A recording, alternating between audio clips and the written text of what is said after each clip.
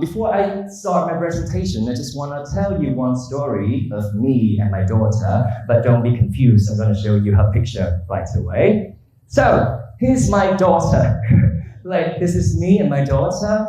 And long story short, last year I moved from Ho Chi Minh City to Dalat City to live there. And at the first period of time, there was just me, myself, and Di. At that time, I was just on my own.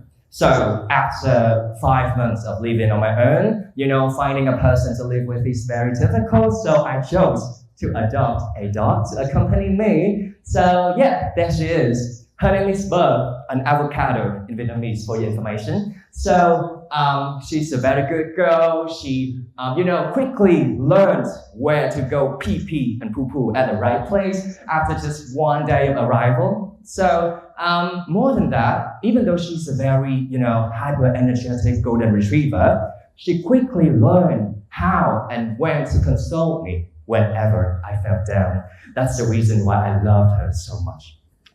For some people, they would say something like, okay, it's just a dog. But to me, she's much more than that.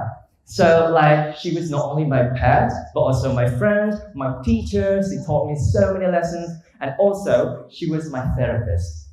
That's to say that I really love her. I did adore her at that time. But unfortunately, an accident took her away from me. And when I say this, I'm a bit emotional, but I'm all okay now. I overcome that period, but at that time, that was the first time I experienced something that bad. If I can use one word to describe my mind at that time, I would use a noun, mess. I don't know if you know this word, but my mind was a mess at that time. I deeply understood why some people say something like, okay, good memories hurt the most, because whenever I look at a picture of us being together, I would cry uncontrollably at that time. I couldn't do anything except crying at that period of time. But since this is not a speech about healing yourself after a traumatic event, I'll just not go into the details. I just want to make it quick. So after weeks, I gradually healed in some ways. And one of the most important things that I used to do was to do some kind of self-emotion reflections. And after those sections, I found out that there were some emotions that I suffered at that period of time. And also, I found out the causes of those emotions. So here are they. At first, I suffered sadness. I think this one is obvious because I lost my very important one. As I told you, she played a very vital role in my life. And next, the two emotions came together at that time, which was disappointment and anger. Oh, sorry. Yeah, pretend like you didn't see that. Okay, so the two things that I experienced later, which was disappointment and anger. When I first went out, the day of the accident, I have already told my family members not to let her out of the cage because, in front of my house, there was a national road, which was I was so afraid of accidents. So I told my family members not to let her out, but still they let her out and the accident happened. So at first I felt so disappointed and also I was so angry. But after some reflections, I realized that my family members has their own reason.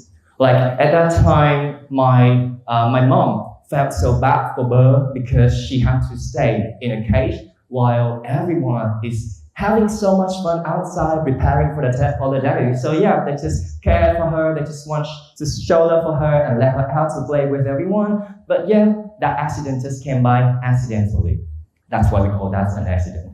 So yeah, back to the emotions that I suffered. At that time, I suffered so many of the emotions that people usually consider them as negative. But, there was one emotion that was missing, which is regret. The more I do the reflection, the more I look at the photos of us being together, at that time I realized when I looked at the photos, I felt sad, I felt down, I felt very bad at that time. But there was no such thing as regret. Because, let me show you one thing. So here are the pictures of us being together.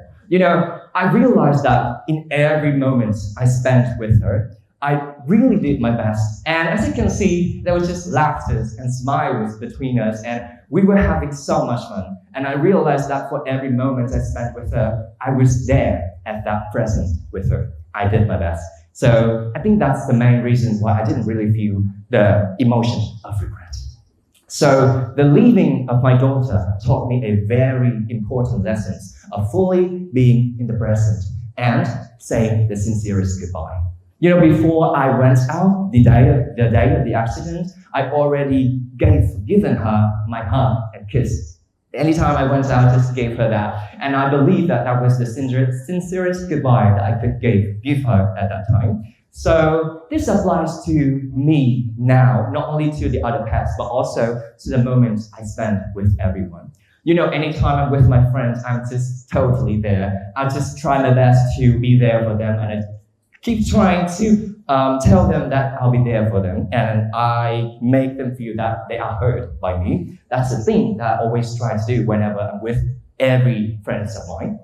And also, whenever we say goodbye to each other, I would make it the sincerest one that I could make, because of this story, I realized that we couldn't know when would be the last time we met, so we just need to be there at that present with everyone. So am I when I stay here in this moment. I'm fully here with you guys.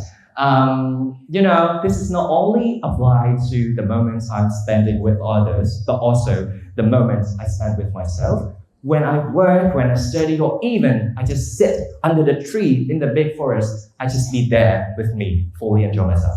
Yeah, so this is a very important lesson that I learned. I do agree with the idea of being in the present, but, there is a but. Okay? There is one thing which is supposed to be on the opposite of this that I want to talk about. I don't know if you remember the topic of this speech, but in case you forget, let me remind you. This is all about, enjoy the present versus, oh my God, but okay, so it's enjoy the present versus capture the moment. And I want to talk about the second thing, which is to capture the moments. Once again, I just want to introduce to you that I'm a content creator, the person who captures the moment, the person who chooses to keep all the frames for me. So, I don't know if you do the same with me, but in my phone, I have 2 phones, but just in one phone, I have more than 8,000 photos and more than 1,500 videos. Yeah, I do capture a lot of moments around me, and it's for my job as well. But there's one activity that I really enjoy doing.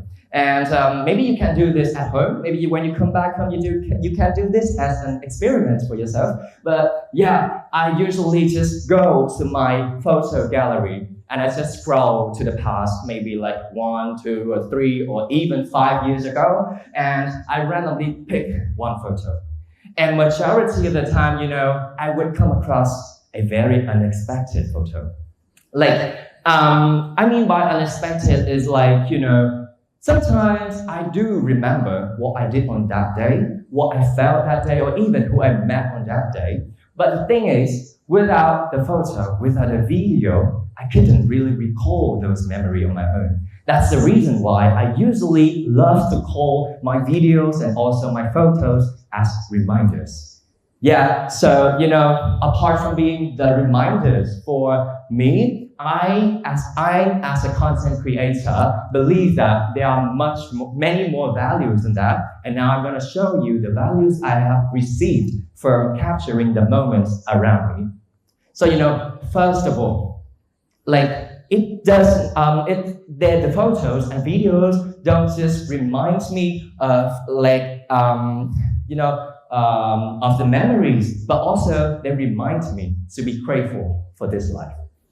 You know, I have an Instagram account. This is totally private, not the account that I show everyone, but this one is so private. And it's just me on that channel, that only one follower, which is me. Okay, and I can see all the content here. And in this Instagram account, I have a story highlights, which I named as Grateful. I don't know if you can see it, but yeah, I named it as Grateful. And I call it a grateful corner of mine.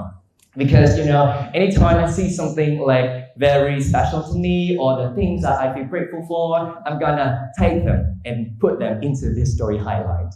And this means a lot to me, but as you can, I don't know if you can see, but here, the first picture is like, I'm sorry, but it's a bit reordered. But okay, let me talk about this one. So the third picture, which is a time in 2022 when I got the COVID for the first time. And at that moment, you know, I was staying in my home in Ho Chi Minh City, and it was just me, myself, and I one more time at that time. And my friend texted me and checked whether I had the SpO2 monitor or not, so that she could ship for me. It's a very, like, you know, small act from a friend, but it meant a lot to me at that lonely period of time. And move to this one. This is just a very normal letter that you can see all over the internet. But to me, it once again meant a lot because, you know, when I first moved to Đà Lạt City from Ho Chi Minh City, and at the first times, I was really, you know, on my own, and I couldn't really immediately adapt to the new city right away. And at that moment, the two of my high school friends, the old friends, just came all the way from Ho Chi Minh City to Đà Lạt City just to visit me, and they gave me this. When I read this, I got so emotional and I cried a bit. So yeah, these are just the small things. And one more thing that, you know, just yesterday, my friend who is sitting in the audience, she doesn't have a motorbike, and she rent one just to take me around, you know, Campus City, and that was so nice of her to do so. So yeah, I put all of these moments in this story highlight because, you know, whenever I have a bad day, whenever I meet some bad guys, I will look at these highlights, and it reminds me that, okay, there are so many of the kind human beings out there, and this life is brighter than you think. So yeah, it helps me in grateful to life.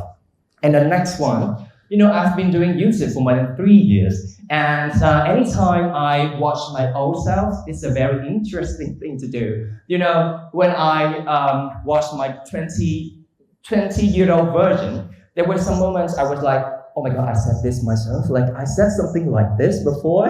You know, sometimes I don't really remember the person I used to be, or a set of mindset I used to have, or even the thing I used to say. So without watching my YouTube video, I couldn't have that experience. And to confess to you, sometimes I do judge people. I judged people in the past, especially the younger people than me. You know, in Vietnam, we have a word called "trẻ trâu" to describe some kids doing some ridiculous thing. And I just those kids sometimes, but when I watched my old version saying something like that, I would be like, okay, so I said something like that, and I couldn't imagine my 15 version would say something like that or like this. So I would be a little bit more empathetic to the others. But more than this, you know, when I watched my old versions, watch the journey, I can see it's a very, you know, long journey to reach the me of this moment. And I strongly believe that when I watch this video, maybe my 30 years old would be like, oh, what did he say? Something like that. But yeah, it's just so interesting to do this thing as I watch the movie. And the last thing, which I consider the most important one, which is, you know, when I create my own content, I make the values for not only myself, but also the community around me.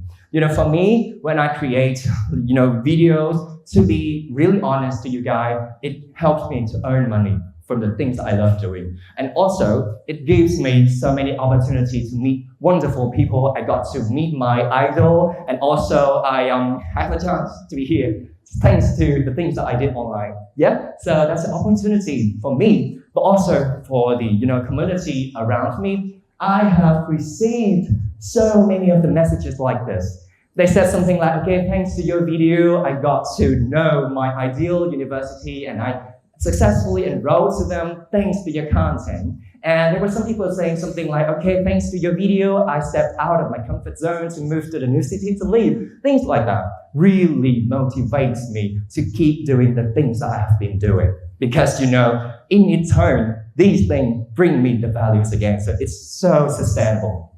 So yeah, that's what I want to tell you about the values. Those are all the values that I have received just by recording the moments around me. So I don't force you to, but if you want to try, you can try because there are more values than you do. But before I leave this stage, just want to give you one small note, which is, I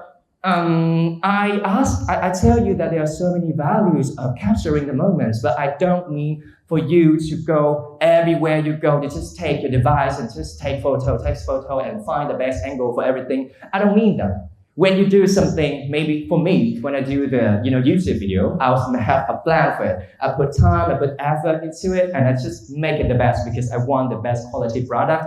But when it merely comes to things like capturing the moment, I just make it quick because I don't want it to affect my present. So yeah, before I leave, one more time, I want to tell you that, okay, I know that so many people have told you this before, but let me address this once again because I consider my life as a film. And I'm not only the main character, but also I'm the director who chooses which memory to be preserved in the photos and the videos.